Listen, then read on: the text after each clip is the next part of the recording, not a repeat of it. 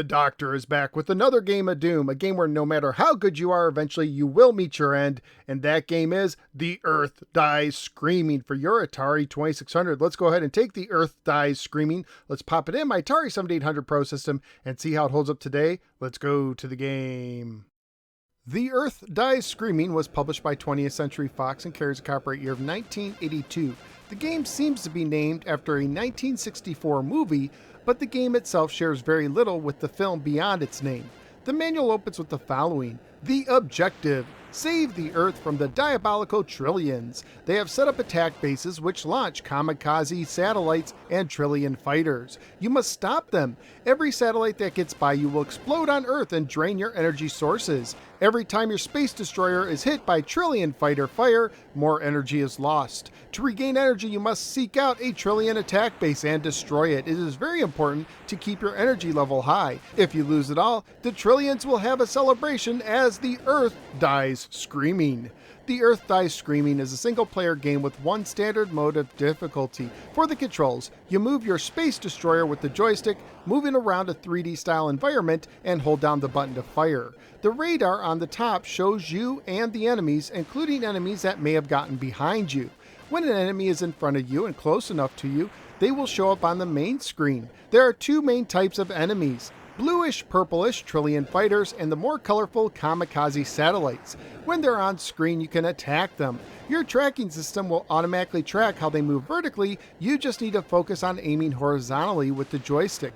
However, they can fire at you as well. When they do, to avoid getting damaged, you need to steer their shot off of the screen. If an enemy gets by you and behind you, they can attack the Earth. On the bottom of your screen, the leftmost and rightmost rectangles act as status indicators. When they're green, everything is fine. If, however, your ship or the Earth is in trouble, a warning sound will play, and the rectangle will change colors depending on what is happening. When it turns yellowish-green, your destroyer energy level is at a critical point. When it turns red, the Earth's energy level is at a critical point. There's only one way to restore energy. First, you must find a returning Trillion fighter. You could tell a fighter is heading back to the base if it has a white horizontal bar in the middle. When you find one, you must keep it on screen for at least 5 seconds. If you do, it will turn into the Trillion attack base. By destroying this attack base, you will restore energy that is needed, whether it's for your ship or for the Earth. If you do not restore your energy in time, your game will end. Scoring-wise, you get 825 points for blowing up a kamikaze satellite, 975 points for destroying a Trillion fighter, 1,250 points for destroying a returning fighter, and 1,500 points and energy restored for destroying a Trillion base. Graphically speaking, I thought the game looked nice and enjoyed the 3D effect of the ground, which reminded me of the checkerboard field of Ball Blazer. The sounds in the game were fine, but nothing special. Family-friendly wise, the game would most likely get an E for everyone rating if released today. Currently at Pricecharting.com, the game has a value of $17 loose, $40 complete, and $40 new. So what did I think of The Earth Dies Screaming for the 2600? First, the positive. I dig the name, the look of the game, and it controls well. On the downside, it can be hard to avoid enemy fire. I wish you had the option to shoot down the enemy fire instead of just having to run away from it. And sometimes it was difficult to find a returning fighter when I needed to refill my energy.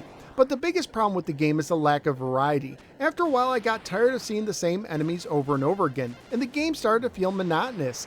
It was kind of fun to start with, but the fun just didn't last long. So this is the type of game I could play again, but most likely won't. So where am I going to rank The Earth Dies Screaming? Close to another game that looks nice but gets monotonous, Flash Gordon, which is currently at the 174th position.